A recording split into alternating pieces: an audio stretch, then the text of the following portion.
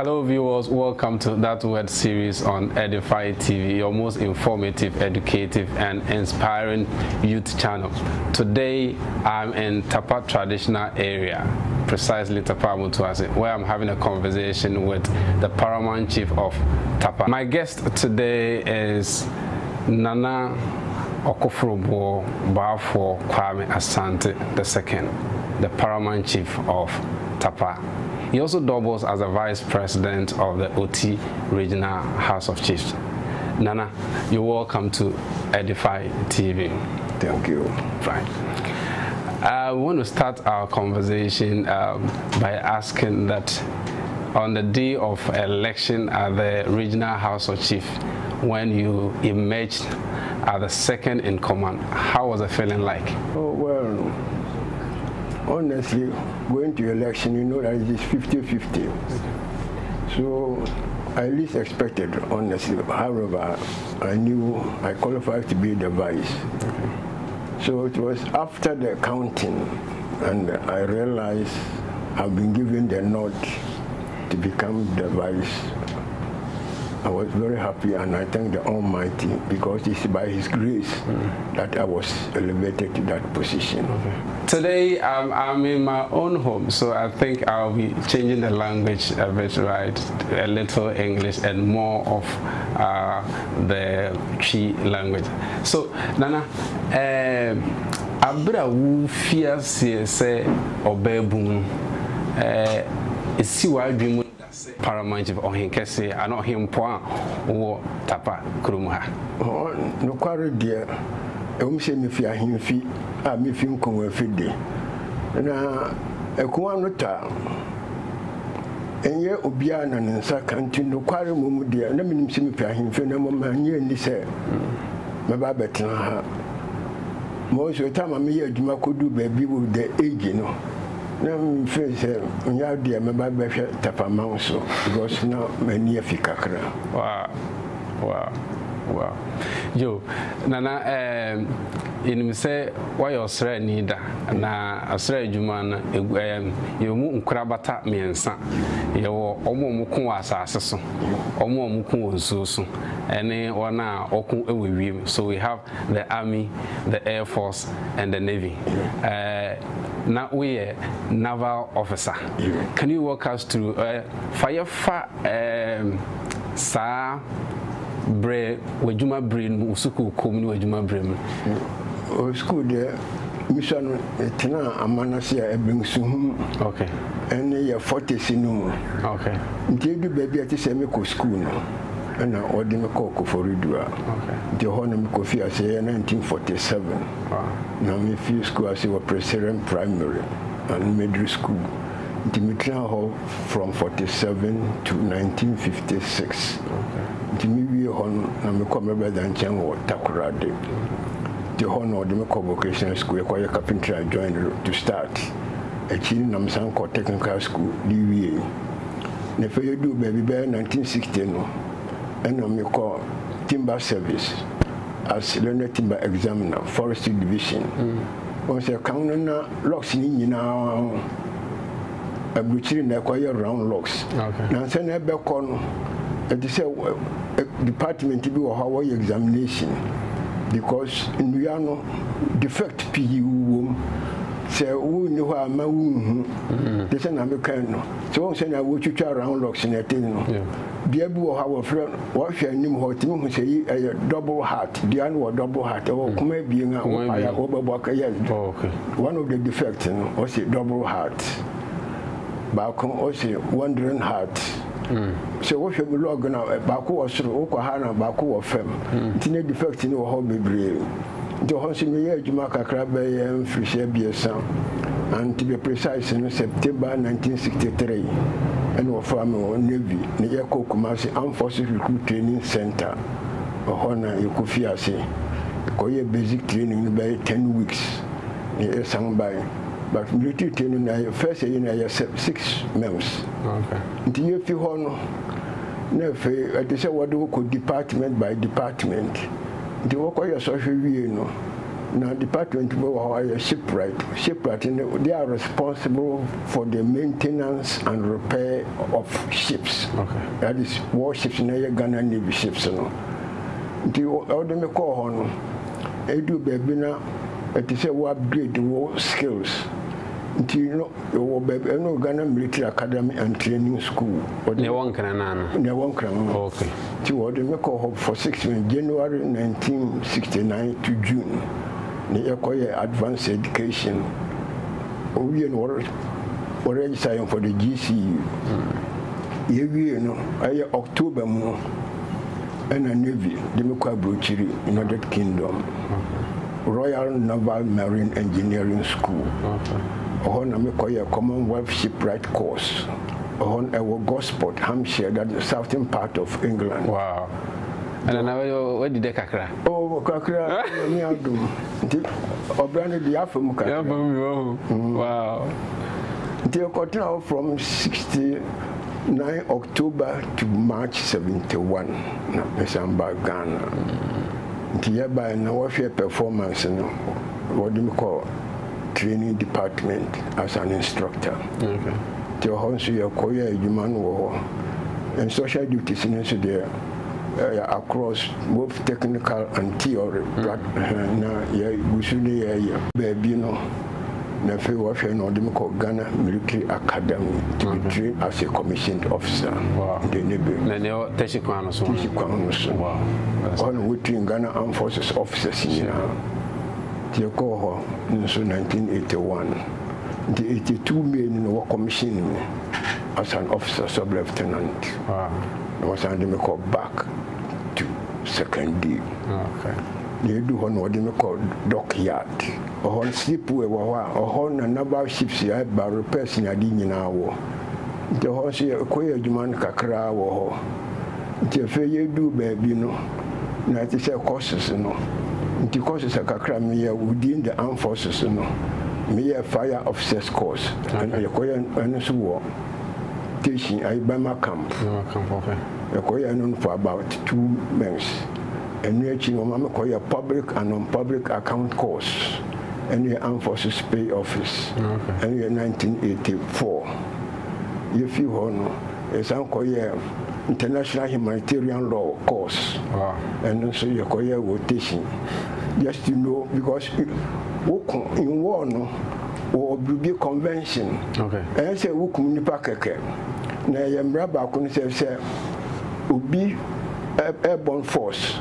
So I jump from aircraft. Now the young sea from here by regulation, now convention. We anticipate ukum na watomra.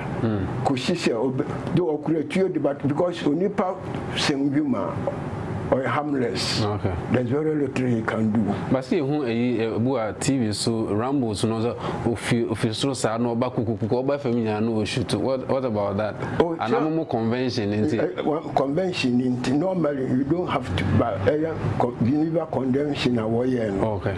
Just independent touch ground, then you can fire him. But with that tension of getting on the ground, say the entire area will feel. So from the Obeku, but also hard because the way about Ukraine parachuting, it is very difficult for the person to fire. Okay. Just about touch ground. Okay. It was over time and you don't see from an also fire. Wow. And what fire beside that? I mean, airborne force. We don't do that. Oh, okay. Normally, you will ship, but you go to the training to see what happens. Oh, okay. Because it can affect you if you're on board the ship and there's a problem. The question humanitarian law, every year nearby. Then 1994, then I was seconded to the United Nations to be deployed as a military observer for Rwanda. Oh, okay. The also, what do we call Rwanda? Now Rwanda genocide in Saint Martin. Yeah. Na uduwa na akoso wo ho no na unse onipa nsefi ya ho.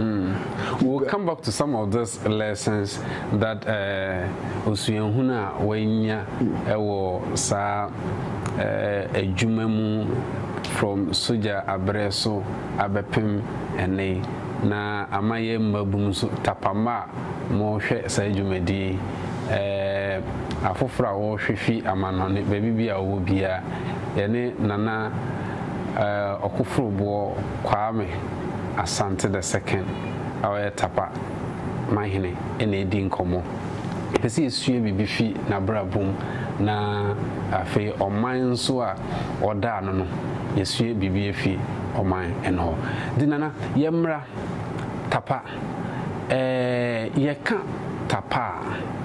tapafo woye hefu wo firi he nana no aka kire yan no tapafo no wo abin so a ye adanse a ewo Asante na nana no aka no so no wo fi ho be ye mfirihye ahasan ne akini yo sabre wo mayate se ya abakosem kakra fi baby a yifi ewo boaben so ewo adanse ewo Ashanti region na yabedu baby a ene yewe na edin tapa no kra asense because enkrofo bibre na enhu the difference between yen tapa no ne tepa ewo Ashanti ewo bronga tapa no Oba no bebe wokoseti na ye bepo so na wofuru kodu ho no na ho ye tatra eye plateau okay nti wo se tapa prapa okay din tapa no if you buy nti ye na ewo ha no de bia ye tade confusion ba kakra wo che on TA no ha ye ni TE nti de bia ye you kira won say yen no kware nti am say the was say wariti ase mayo kakra sen kakra na say the nti ase no reba say ye tapa TAPA and not TEPA I wo wrong half one no okay and ye tapa fo the be ye kotna no na di side no by no ho ye tapa plateau flat okay wo kotna transfer ye nanom no okay yo ati for say o hwe Edify TV sabri edi tapa a nana chase no say ye nananom ba bia oku ti omkudru ye na eye tatra so na say ye kano plateau e wo brofo kasam enti edi no efi ba bia obesue na yen din no eye tapa TAPA enye tepa TEPA sene nana eka eno no yo nana yentoa yenkomodie no so enim se oman tapa a woda no abere bia na yesu anim se na oman no wo afahye kese bia wodi a wofre no friko so afahye ana se friko obetimi amaye osuahunu kakra na sa adisuade kakra afi saa afahye no ehyaase wo he de nti na saa afahye no eye frikos no eye okon a yanena no mo kwedi nkonim o ne santefo na sa nkonim di nachi no ena ma ode be ya abakosam de to ho se otise wotu de bi de si ho a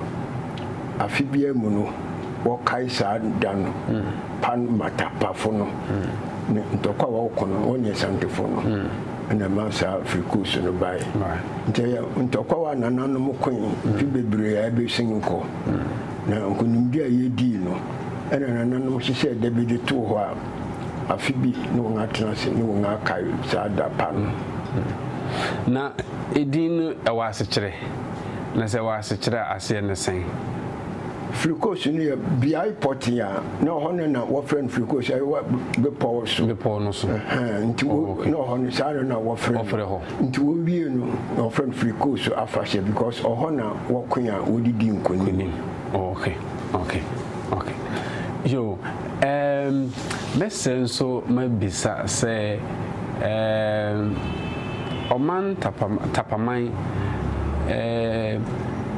yeka enkurotu a Volta River Authority abra yen mampeni a wotwam Kwame Nkrumah abreso o sha se o create dam na ekae eninti na yaba bedu bia ha yewe na yene Volta River Authority yanyon ko fan at the same because in say pay no saa nkrofo a ensu irifa won asase ne won kru no omo wa yedi bia omo ye mo na saa enioma no at the same e wo ye situation no o ye VR de no tamna wo bai no won ensu fa won nya wo the professional be susu nsase na no woni ma asase a ensu ni befa nti wo ma obia kro bia ma hemda ho no anu ni nyina obia de na asase eye side plan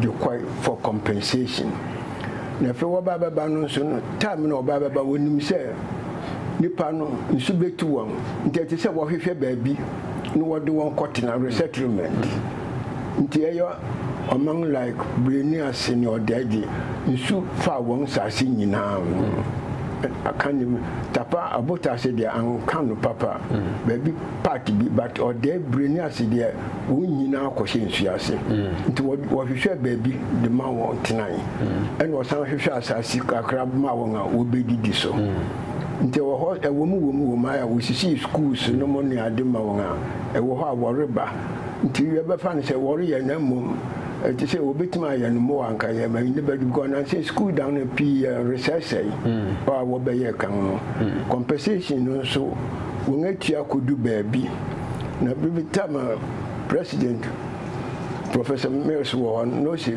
nyame bi ankoye nto set justice apa commission na nu achi no odin nsato sisi obeja sa security until otherwise directed into we feel come be fa so a nyama be san akoye na no na yere hwe nim se abambetima ka ho bibi di amaye the committee members no sound the Kodan court so one hwe ngase mu mayo the compensation ni de won atua du baabi na abin su aka so abusuafo mwate ne nana mahene aka efa tukotna VR jumadi enti emfie bebre odi ya aba bedua na meka wo se jumadi a o hwei embus herbal mixture ena aso yasene se onti embus herbal omore se obepibi ne de wato na in this era of COVID dear abra COVID enyanko ye dear so wo pe edura wo benom ama ohunam dua agina asisu na wanya hoden a eduru no eno ane imbus heba mixture your friend police ni nana okofrobo baafo Kwame Asante II, the paramount chief of Tapa traditional area na nana koye osrani na wakoye eja ya nana pi pese bisa nana se enche pi ena kaswa ewo finfin mantem mofra ebi owankasa wadamfo okukunu na ne nyina no se ode kope sika na nate sa asemi yete ne sen because ono ankasa the traditional area emabum wo ho na saina ote sa asem eye no ote na ya de ya sefim na ni nyina mu no na nse wo hwa am se parental care no eye akofam kakra se mo no so na nse onti afutu bo ha ba mana futu se wo ti afutu anka menye ni se bi anka sa ansem se bi kokum na anka sa madam fa menye no koba ma kogi sika ya de ya sifim ti wo da ka che sa wo fo obi amomodin na ne o man ne ninku ne mma ho ati se de bia wo ba uhu ba bia wo bibia ro fi school ba hwe school ko beti ba bi ho na wo kwa hwe a suban bia owo mu wo ho no teacher fo no be ka kire wo e se ye ngatu be no kwa de be du ba bi mo from ngatu on pa hwi afro se de wuja no sa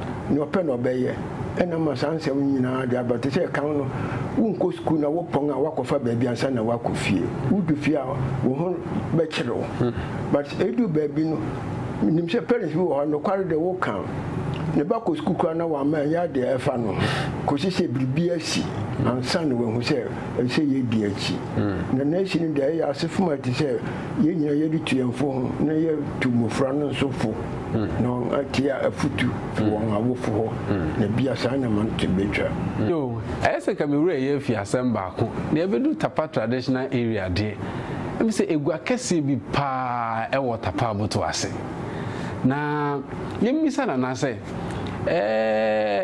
say na nioma eko ewo egua no because say emre bi etwa mu yehu videos bia na eko social media so say cars kra ebedwa no so no say ekwan enyenti omum kanu muna na yemni bofem na enkrofo nioma say yemisa na say edwa no etesen na den na ekoso kwan no so akosisen gwanu de enu na wakan na me ekoso de ye na assembly aka ho nsem bebre de bia wo hyebo nti na se kwam se na atwetwa mu ya ye ni DC ni hia no won akɔhwɛ ene o se di wo se won ahyebo a ye mo mbe yo bosuma bien nyama enkoso ye ni obeba behwɛ no won aya amayo kwanu de bia ka kyerɛ se be 40 years ni no na kwanu nkasa de na ye enye kura se nsuta de a o fashion na hawo kakra but mpanimfo akodi si ho won assembly for members executives ni nyina ahia ene won ahye bose yema won baye bosuma bien nyama hawo gwanu so no obaba behwenti bosuma bien mu no yegusu ya twem na yahwe ne amiachi no ye ho anamonga ye betu nana se assembly ne no mpanimfo se nananmu atrankunwa emo bosom abien na meko na na maku bisa se bosom abien ne sha ase firi bereben bosom meyi mu ana se juna ye be wura mu because yen de ye ba fia ye de aso etoto fam emabu bi emese enioma enkoyi mo ne empese ebekoye wonchi na akofa ohaw bi aban ebesre se bosom abien na assembly no mpanifo amanana no yenhu na yentimi emfanye adwuma sene ankofa wantwi because me gidi pa se wo hwe otimantam ha Tapa abotu asidwa so edwa ba ko a edimu pa enti se ekoba se ekwan kura ekodwanum na ema enkrofo bedi wondwa ekoba bi a eso omokoye num koye omudwumadin enkoye sa emese na entwa ente yenko na ho na emisa se bosum abien no ebreben na ehya ase na yetimi de pen ne krata ato ne amake nananom ne assembly ne no mpanifo na so mo ntimi ava bosum yin anya adwuma ebetu ye hofo ana so we no from May. Okay. Last week no koshia no asem no buy until from May until etwa kosi be July ending na se bribinia ye musene ye be kanafa enti sabre ye de enkomo twetwe ebe wie na ebese mebisa nana me asembisa etwato se si aboaboa tapaman emabun ano ewo bia bi se nana ni won enche osuahu bi a ono anya afutu bi a ofi se bitimi aboa sa emabun na den afutu sem ena nana de be masa emabun akra meka ne se obi a woti wiase abra wo ho ase ye osetie ne tie ni a wompanifo be ka kire wo de se na maka no ni ko soja no ni wie no o san fa me ase civilian officer se suban ni ya papa anka woni mo wompanifo ye adwuma enyeye mam san ye adwuma about 11 years intina in the military circles no me no ye adwuma about 42 years and then finally what the baby say kuma 2007 na baby ani ho amekwa amene mpanifo nya yeni nyina ya se utu hopu na watie afutu a wode be ma na wabra ahobra senso ehu hia papa na ho maso de entamfa nipa nko baby papa bia na wo hwe na nsem mufra na obi ase onim sen nyonko ene de sansem nyina ba ntimi de kakra me kan se won bra won ho ase won tie afutu na wɔkɔbɛtɔ yo nana se omre won ho ase na wontie afutu na meka won say dwumadie a wo hwei eye Imbus Herbal Mixture police ni na drum police ni a oye aduru apomudi aduru papapa a wode boa oman Ghana okọ drugstore chemical shop bia obenya bia ato saa bre a covid ewo ho idie ope apomudi aduru pa aduru ebe boost immune system a